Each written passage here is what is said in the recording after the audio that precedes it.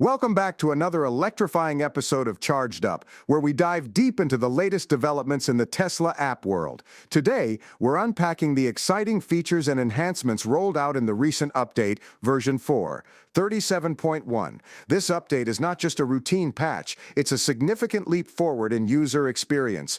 The app now boasts improved performance metrics, allowing users to track their vehicle stats more efficiently. Imagine seamlessly accessing install rates and rollout statistics with just a few taps. It's all about making the Tesla experience as streamlined as possible. And let's talk about the user interface. With this update, the design is more intuitive than ever. The developers have focused on enhancing functionality while keeping aesthetics in mind, because who said you can't have beauty and brains? The integration of real-time data makes it easier for owners to stay informed about their vehicles, ensuring they're always in the loop about their Tesla's performance.